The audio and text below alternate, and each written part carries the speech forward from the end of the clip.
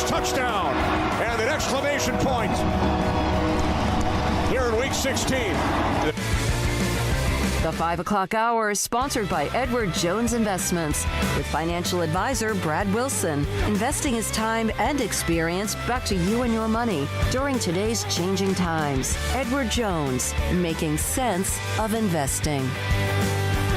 Here's Paul Catalina and Craig Smoak. Smokey is off today for Academic All-Stars, which is over at the Baylor Club, coming up here in a little while, so I'm going to head over there right after the show. But now we're joined by John Machota of The Athletic, fresh off of what, I could just hear it in his voice when I talked to him. A riveting minicamp. I think John, you were just more happy to be outside, right? I was. It's rookie minicamp. They're not going to, you're not going to be able to get a ton out of it for one reason. You only got little over 30 guys out there, and it's mostly individual drills. They're trying to just get the guys acclimated to how it's going to be when they're around all the veterans, which began this week. And so it's kind of more of a orientation than anything else. But on Saturday, for about 10, 15 minutes, they did break into team drills. And again, just helmets and shorts and T-shirts. And some guys aren't really, going, full out, like if you had pads on and things like that. But it was interesting to see guys like Jabril Cox make an interception on a tip ball. It was interesting to see Micah Parsons kind of move around a little bit, even though he was mostly playing middle linebacker. And then Nahshon Wright, the third-round pick, is probably one of the most scrutinized picks the Cowboys made, just because so many feel that, he was the guy they probably could have gotten in the 6th or 7th round. He also had a nice interception during that portion as well. So a couple little things that stood out that even in what is, I think to a lot of people would be kind of a boring just kind of walk through. There were a couple little nuggets in there. So, John, every year it seems like there's always that guy at training camp that people really pull for or root for. Or maybe it's a late-round draft pick. Do you think Simi Fijo, even though the 5th round's not that late, but do you think he's a guy that could potentially be kind of the unheralded or sort of the diamond in the rough for this team? Yeah, for sure. And it's funny you say that about training camp, because he's a guy I could really see standing out, because in those drills that they do in training camp, a lot of times there'll be individuals where some of the receivers will go up against the DBs, and it'll just be a one-on-one, no safety help over the top. And I think that he could really shine in those moments, because the thing he clearly brings right away is just his size. He's a legit 6'3", big body receiver. That's what he was doing a lot at Stanford, was, take the top off the defense, being able to be that guy. You kind of high point the football in the red zone, things like that. He's adding to his game, but I think initially that's where he'll stand out. And those would be some good matchups, because he'll probably go against a taller corner like Nahshon Wright. They'll probably put him up against Trayvon Diggs and Calvin Joseph, kind of see what he can do there. Because I think he's a guy that he's got a really good chance of making this team. Obviously it's going to be hard to get on the field if Amari and CD and Michael Gallup are all healthy, but there's certainly some upside there. And I just feel like probably his best football hasn't been played yet, because he's a little bit of an older rookie, and I think he's just kind of scratching the surface what he could potentially be. And he certainly, just from talking to him, seems like he has just the right attitude that you're looking for there, because it's going to be a very crowded wide receiver room just because of the talent they have there. But no question, I think at training camp he'll definitely be a guy, especially at his rookie class, to keep an eye on. All right, John, we've asked all of our Cowboys guests this week. Would you rather have 3 starters come out of the rookie class or 7 or 8 regular contributors?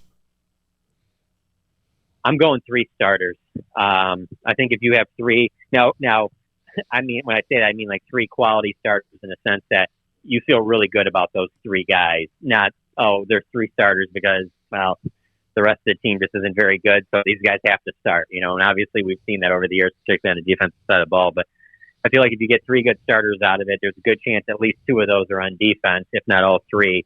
And that's where this team needs to, really step its game up. And I feel like if you had that, you tell me, let's say like a Micah Parsons, and I don't know, we'll throw in and Osa Odigizua at defensive tackle, and maybe even a Quinton Bohanna, the 6th-round defensive tackle that's probably playing a lot of the one technique, bigger body guy. If you tell me they all end up being really solid starters for the Cowboys, I think that they'll be pretty happy with this rookie class. And obviously you could sprinkle in Jabril Cox in there too, because I think he's going to be a factor even as a rookie. So yeah, I'll take those 3 contributing starters and would really be more looking towards them making impact being the defensive guys just because they need so much help on that side of the ball.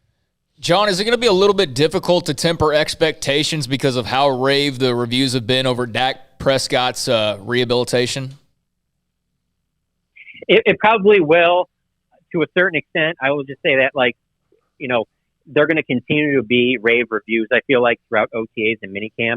And then we're going to have that month off before training camp starts. And everything that he does there, I think he's going to look pretty good because they're not going to put him in any situations where, anybody's going to be getting around his ankles and potentially, re-injuring himself or, having him suffer a setback. So I think there's going to be a lot of routes on air, a lot of maybe some 7-on-7 work, things like that, where I think are going to be totally to his advantage, especially throwing to the receivers he's going to be throwing to. So I think there's going to be a lot of hype about him going into training camp. And if everything looks good there, then yeah, absolutely. Because if he looks like he's moving around as well as he normally does, then it's going to just be easy to, kind of make the parallels to how good he looked to start last season before the injury. And if that's the case, I mean, this is an offense that should be able to, be right up there with, the Chiefs and the Bucs is some of the highest scoring offenses in the league this year. But again, it's, what are they going to be able to do on defense? But yeah, no, the hype for Dak's going to be super high.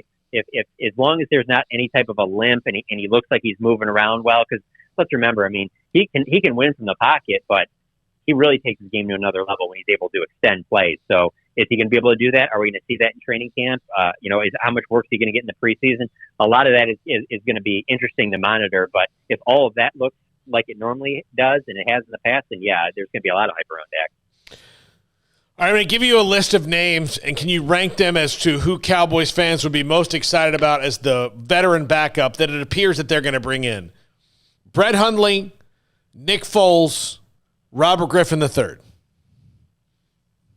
Oh, I don't even think it's close. I think it's Nick Foles by far. I mean, just to have, if you were able to get a guy that led a team to a Super Bowl, I mean, that to me, I know things obviously didn't look good after he left there, but that there's not really many names in that free agency pool right now that do much to impress you. So if there was some way that they get Nick Foles, I think you would absolutely have to do that. And it's funny because being out of training camp, whatever it was, 3-4 years ago, maybe it was longer than that, maybe it was 5. But when Jerry was specifically asked about Foles, and he talked about how, we have no use for him. I mean, he wouldn't even get on the field or whatever. And then, a couple of years later, he goes and wins the Super Bowl with the Eagles. So, no, if you can get Foles, I don't even think it's close. You absolutely do that.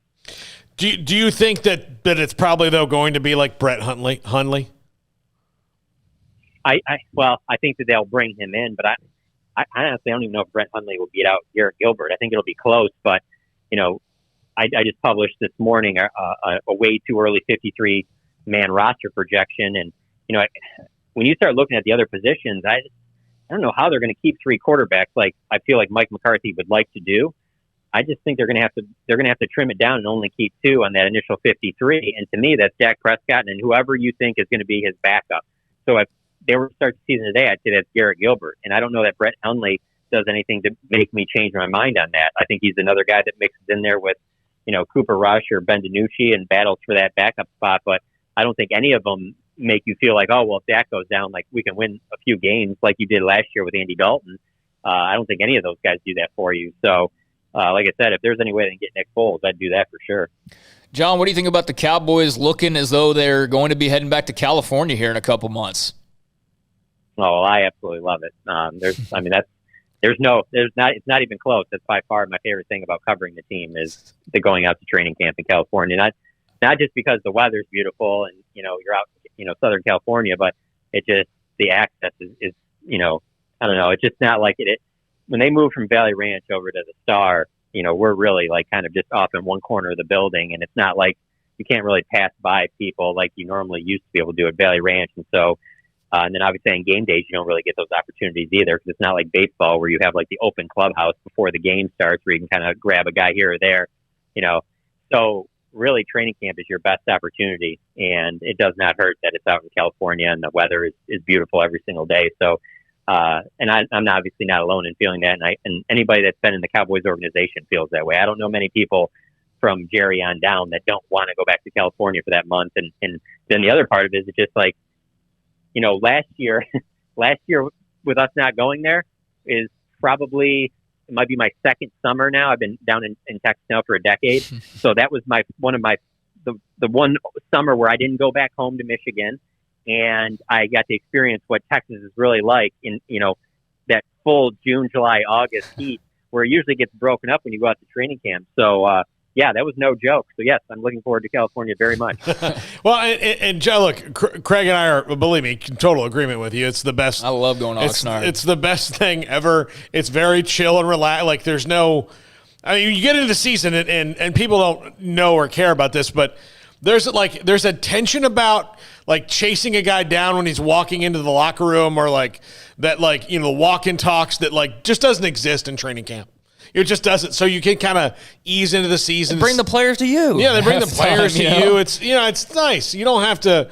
You're not swimming upstream, and even like I think that one of the things that's kind of funny is I think a lot of people thought when like there were going to be two teams in LA that Jerry was going to move.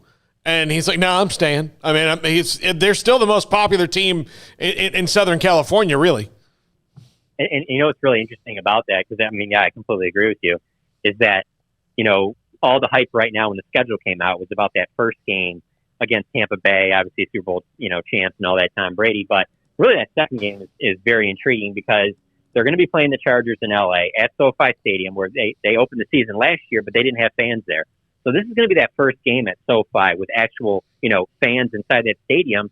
And I have every reason to believe it's going to be like a Cowboys home game because the Chargers don't draw like that. And there's so many Cowboys fans that are out in California that I just really think that there's going to be a very strong Cowboys crowd at that game. And it's, well, is it because that they've been having training camp out there? I'm not going to say that's the only reason. There's just generally a lot of Cowboys fans that live out in California. But it certainly helps to have your training camp out there for, just about every year for a decade. And you can have fans that can come out there and actually watch the team during that time of year where everybody's 0-0 and the hype is that's how it is with the Cowboys every offseason, no matter what they did the year before. There's all that, looking forward to this next season. And I think that's how it's going to be this year because things get back to normal. You're going to have Dak back. You're going to have, Tyron Smith and Lyle Collins back. You made all these draft picks on defense. There's going to be a lot of Dan Quinn. A lot of people are excited about what he can do for the defense. There's going to be so much excitement going into that training camp on top of that. And then the fact that you'll probably be able to have fans there again. I just think that it's a recipe for a lot of hype behind the Cowboys that time of year. John, on the 53-man roster that you did you have, how many draft picks did you have making the team? I'm trying to look here. And all right. You put most of them, right? Good question. Yeah. Okay. So I had Micah Parsons, Kelvin Joseph, Nashawn Wright, Jabril Cox, Chauncey Golston, Matt Farniok, the guard, Osa Digizua, Josh Ball. Yeah, so I had all but one, and I could even see him making it too. I didn't have the Israel Mukuamu, who is a guy who was playing corner in college, but moved over to he has the ability to play safety, and that's where they worked him out. That's where he was lining up, I should say, during the rookie minicamp, and so they obviously didn't do much at safety, so I could see him making it too. So. Yeah, absolutely. I mean, when you take in the 6th round a guy like Quinton Bohanna, who a lot of times, you look at those, 6th, 7th round guys, like, yeah, it's going to be tough to make the squad. Like Quinton Bohanna, I can see already having a role on 1st and 2nd down as being that plug in the middle of that defensive line. So when you got guys like that making it, and then, there's Josh Ball, who, they like his upside at offensive tackle. I mean, I think there's a good chance that he could make it too. So yeah, I could see, 10 of these, maybe even all 11 draft picks making it. But the key thing is when you're doing a 53-man roster right now, you're just not factoring in the injuries. Like, we just know there's going to be an injury here or there. Like, I have 11 defensive linemen on my 53. I'm very confident that they'll only have 10. There'll be an injury somewhere that'll factor into there and kind of sort things out. I feel like that always happens. And so, yeah, but there's definitely a shot that 10 or 11 of these rookies make the final 53. So, John, as we wrap up here, kind of hit and reset, just sort of a preview of what's next in the immediate future for the Cowboys. Yeah, so now they get into OTAs. We should have some availability middle of next week, so that'll be good. And that'll be really our first chance to really see Dak Prescott, other than the fact, outside of like the videos that I think a lot of us have seen on social media. So that'll be interesting just to see what he does. And then just, the mix in of a lot of these guys that we haven't seen in a while, and just seeing them line up together. And then really, to me, whether it's OTAs, minicamp, or training camp, to me, the most interesting group to watch will be these linebackers because as of right now, they're all healthy. You didn't draft Micah Parsons at 12 because you want to slowly work him in and give him a little bit here and there. Like, you're putting him at middle linebacker. So what does that mean for Jalen Smith? What does that mean for Leighton Vander Esch?